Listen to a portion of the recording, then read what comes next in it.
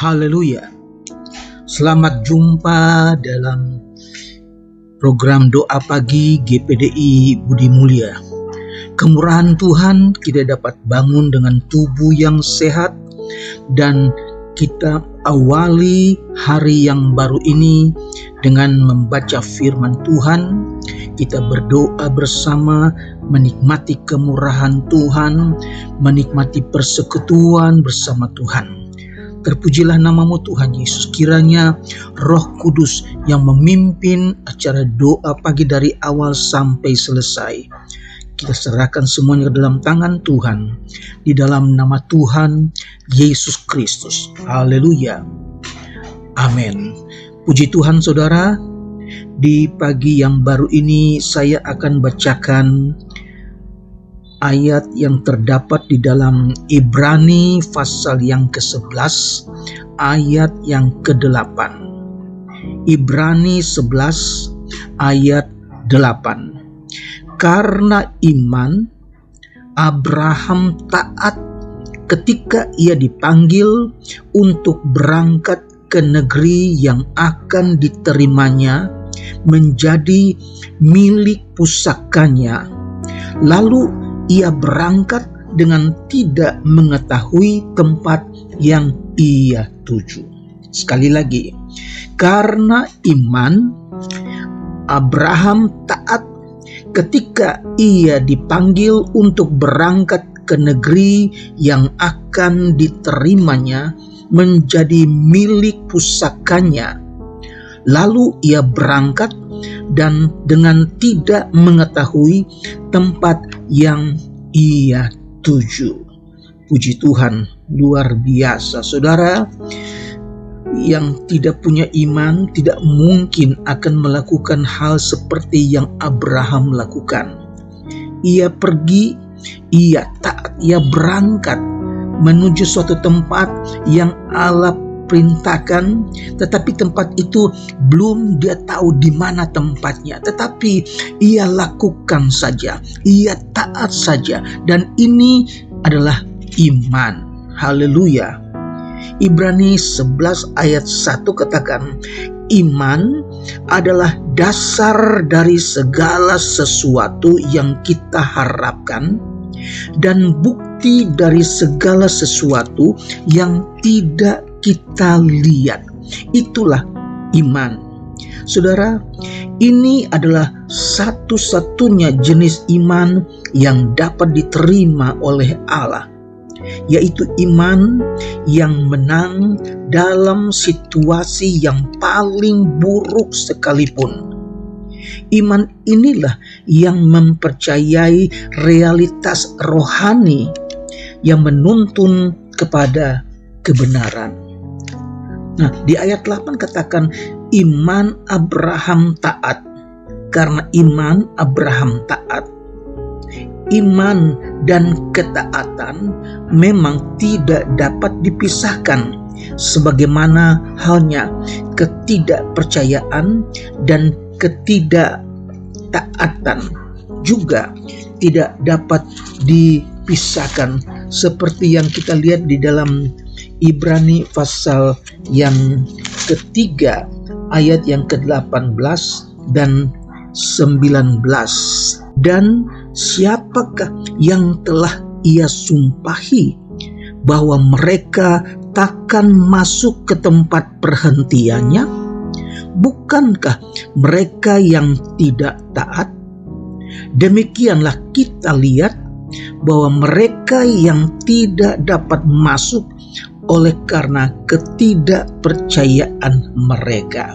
Saudara, ketidakpercayaan dan ketidaktaatan itu menjadi satu, saudara-saudara, tidak dapat dipisahkan. Nah, dalam perjalanan orang-orang Israel, mereka yang tidak dapat masuk ke tanah perjanjian adalah mereka yang tidak taat dan mereka yang tidak percaya akan perkataan Tuhan.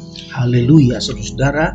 Kita belajar dari pengalaman bangsa Israel dulu supaya kita hidup dengan iman, hidup dengan percaya walaupun belum kita tahu hasil yang akan kita dapatkan.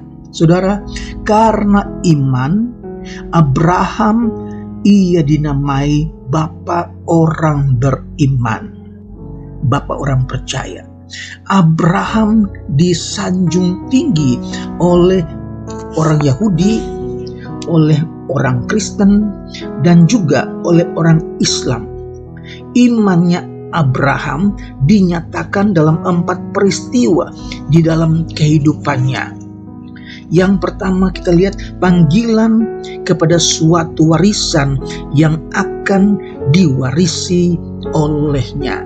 Panggilan Abraham, tinggalkan orang tuanya, tinggalkan keluarga untuk menuju tanah perjanjian. Saudara, satu warisan yang akan diterimanya kelak. Yang kedua, pengembaraannya atau hal menumpangnya ia di tanah perjanjian Kanaan.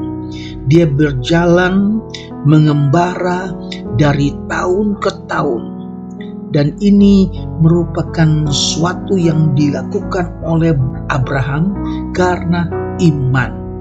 Bukan hanya 1 tahun, 2 tahun, tapi berpuluh tahun, 25 tahun, saudara-saudara, dia mendapatkan janji Allah itu. Yang ketiga, janjinya akan mendapat seorang waris olehnya, sebagai segala bangsa di dunia akan diberkati.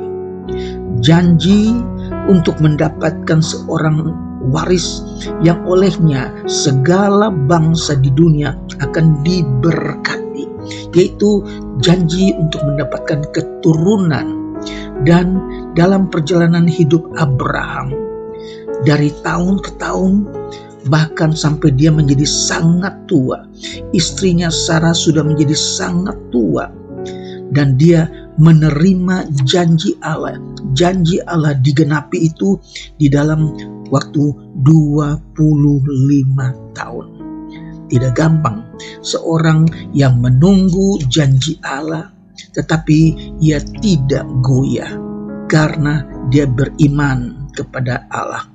Yang keempat, halnya Abraham mempersembahkan anaknya Ishak, anak satu-satunya, anak yang dia harapkannya. Tetapi ketika anaknya sudah menjadi remaja, menjadi pemuda remaja, Allah perintahkan Abraham, korbankan anak itu kepada Allah.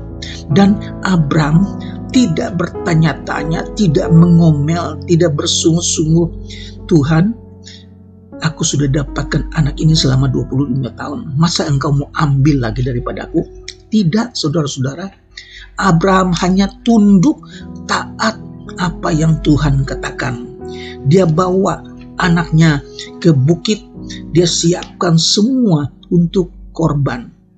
Saudara, Ishak katakan, tempat ini sudah ada kayu, sudah ada api, tapi mana domba yang akan dipersembahkan? Saudara, Abraham katakan Tuhan yang akan menyediakan.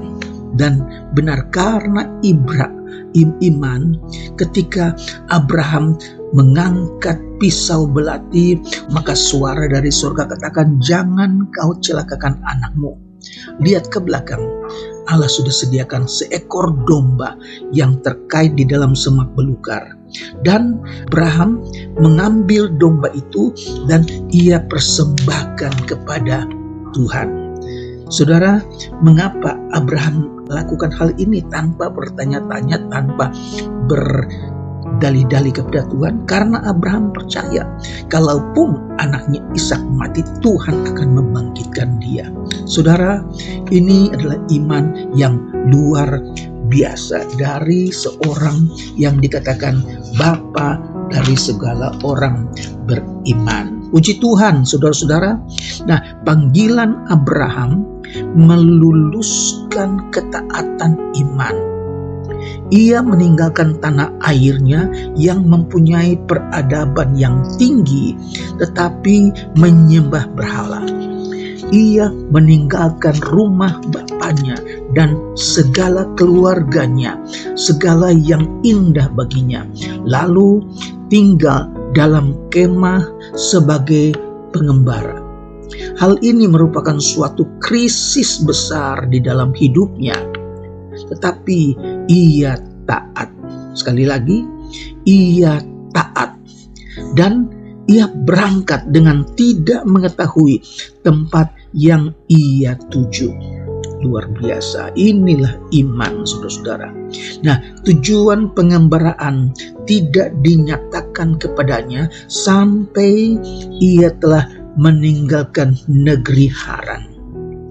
Tidak ada penjelasan yang menyatakan terlebih dahulu apakah tanah itu baik. Ia hanya beriman kepada janji Allah. Puji Tuhan. Nah, taat ketika ia dipanggil berarti ia taat dengan segera pada waktu ia mendengar panggilan itu. Panggilan itu disertai dengan janji yang mempunyai dua unsur. Yang pertama, yaitu berkat jasmani, keturunan yang banyak, dan tanah yang akan mereka diami. Yang kedua, berkat rohani, yaitu waris yang menjadi benih yang olehnya semua bangsa di dunia akan diberkati. Saudara, panggilan Allah kepadanya menuntut suatu perpisahan dengan kehidupan yang lama dan harapan-harapan pribadi yang harus dia kesampingkan agar supaya ia percaya hanya kepada Allah saja. Puji Tuhan. Hal Abraham berdiam di tanah Kanaan melambangkan kesabaran iman. Kesabaran iman. Nah, tentu ada banyak negeri tanah Kanaan yang kaya, tetapi Abraham menginsyafi bahwa semua itu akan lalu. Begitupun negeri yang didirikannya. Iman Abraham membuat ia tidak mengutamakan hal-hal duniawi, melainkan hal-hal surgawi yang kekal.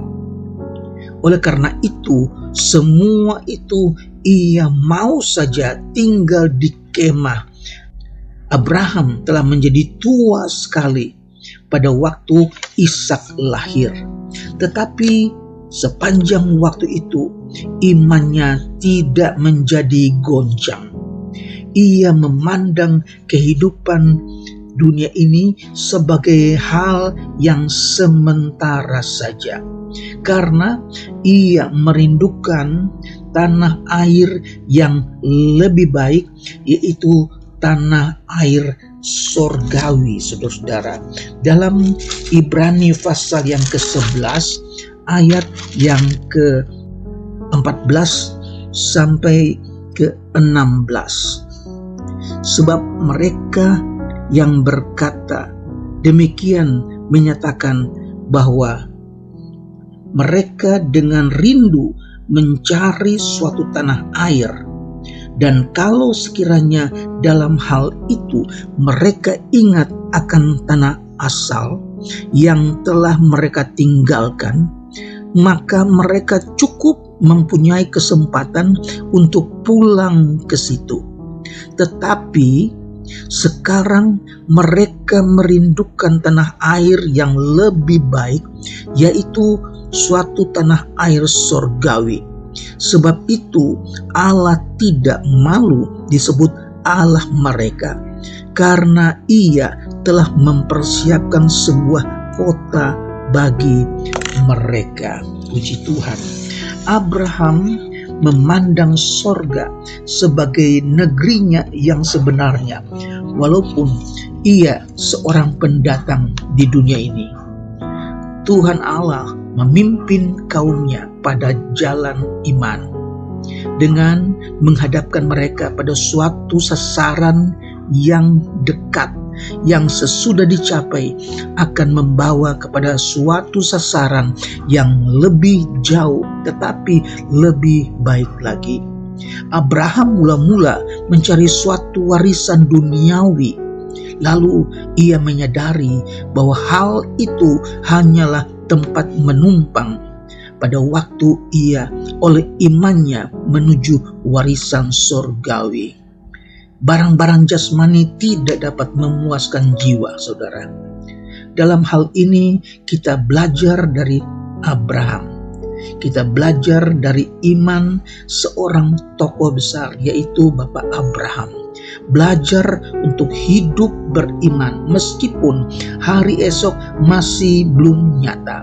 Tetapi kita percaya seperti Abraham percaya bahwa hari esok ada di dalam tangan Tuhan. Dan Abraham sudah mengalami bukti bahwa janji Allah ya dan amin. Dan kita hanya dapat percaya, menaruh harapan sebagaimana Abraham menaruh harapan untuk hal-hal yang akan datang. Dan Abraham menikmati janji Allah itu di masa tuanya. Puji Tuhan, kita minta Tuhan berikan kita iman, tambahkan kita iman supaya pengalaman Abraham juga kita mengalaminya. Tuhan Yesus memberkati. Mari kita berdoa. Bapa di sorga, kami datang kepada mengucap syukur. Kami telah mendengarkan firman Tuhan. Sebagaimana Bapak Abraham percaya akan janji Tuhan, ia taat dan ia kerjakan apa yang Tuhan perintahkan. Ajar kami memiliki hati sebagaimana yang Abraham miliki. Kami taat apa yang Tuhan perintahkan. Walaupun hari esok belum tahu bagi kami, tapi kami percaya hari esok ada di dalam tangan Tuhan. Tuhan Yesus, kami berdoa untuk anak-anak-Mu, umat-Mu yang hari ini tergeletak sakit dalam keadaan lemah tubuh. Tuhan Yesus, jamah mereka. Kami berdoa untuk seorang anak muda, Mbak Kun, yang sedang sakit di Temanggung. Tuhan jamah, sembuhkan dia di dalam nama Yesus. Kami berdoa buat umat Tuhan, mereka yang sedang mencari pekerjaan, mereka yang belum bekerja, bahkan mereka yang di PHK. Tuhan berkati kehidupan mereka, berikan jalan keluar, berkati dan mereka dapat memuliakan Tuhan. Rumah tangga, anak-anak sekolah, kami berdoa dalam nama Yesus, Tuhan berkati, cukupkan keperluan mereka. Terpujilah nama-Mu Tuhan. Kami serahkan hidup kami ke dalam tangan Tuhan dan kami percaya Tuhan memegang hidup kami. Kami serahkan semua ke dalam tangan Tuhan. Di dalam nama Tuhan Yesus Kristus. Haleluya. Amin.